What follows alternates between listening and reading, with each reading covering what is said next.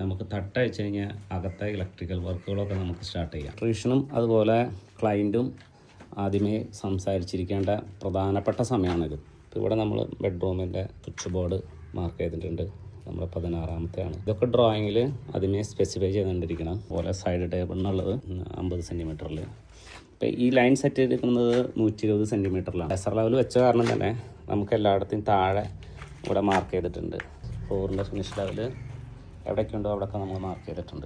വളരെ കുറഞ്ഞ സമയം മതി ഈ ഒരു മെഷീൻ നമ്മുടെ കയ്യിലുണ്ടെങ്കിൽ. അപ്പോൾ ക്ലയൻറ്റിനും പിന്നീട് ഭാവിയിൽ ഒരു വെട്ടിപ്പൊളി നമുക്ക് ഒഴിവാക്കാം. ഇത് ബാത്റൂമിലേക്ക് കയറുന്നതിന് മുന്നുള്ള സ്വിച്ച്. ഇൻറ്റീരിയറിൻ്റെ സമയത്ത് വീണ്ടും കൊത്തിപ്പൊളി ഒഴിവാക്കാനായിട്ട് നമ്മൾ കുറച്ച് നേരം ഒന്ന് ചിന്തിച്ച് ചെയ്യാവുന്ന കാര്യങ്ങളേ ഉള്ളൂ. സ്വിച്ച് ബോർഡ് 15-ാമത്തെ നമ്പർ, അതിൻ്റെ സോക്കറ്റുകൾ വരുന്ന സ്ഥലത്ത് സോക്കറ്റ് മാർക്ക് ചെയ്തിട്ടുണ്ട്. കിച്ചണിലേക്ക് വരുന്ന LED-കൾ, സ്ട്രിപ്പ്, വോളിയൂണിറ്റിൻ്റെ അടിയിൽ വരുന്ന സ്ട്രിപ്പുകൾ, മിക്സി മറ്റുള്ള കാര്യങ്ങളൊക്കെ ചെയ്യുന്ന സ്വിച്ച് ബോർഡുകൾ, ഇത് നമുക്ക് ഡിഷ് വാഷറിനുള്ള പോയിൻ്റ്, എല്ലാത്തിൻ്റെയും സ്വിച്ച് ബോർഡിൻ്റെ അടിയിൽ നമ്മൾ ഫ്ലോർ ലെവൽ മാർക്ക് ചെയ്ത് വെച്ചിട്ടുണ്ട്. അപ്പോൾ എല്ലാ പണിക്കാർക്കും ഈവൻ ഇവിടെ നമ്മൾ കോൺക്രീറ്റ് ചെയ്യുന്ന പണിക്കാരുണ്ടല്ലോ, മണ്ണ് ലെവൽ ചെയ്യണവർ, അവർക്കൊക്കെ റെഫറൻസ് ഉപയോഗിക്കാം.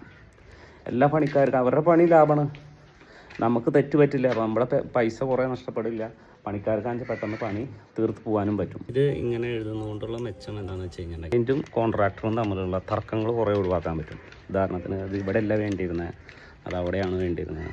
പലരും വന്ന് പറഞ്ഞ അഭിപ്രായങ്ങൾ അതൊക്കെ കോൺട്രാക്ടർമാർക്ക് ഭയങ്കര ബുദ്ധിമുട്ടാണ്. അപ്പോൾ ഇത്തരം കാര്യങ്ങൾ ആദ്യം ചെയ്യാമെന്ന് വെച്ച് കഴിഞ്ഞിട്ടുണ്ടെങ്കിൽ 2 കൂട്ടരും ഹാപ്പി ആയിരിക്കും.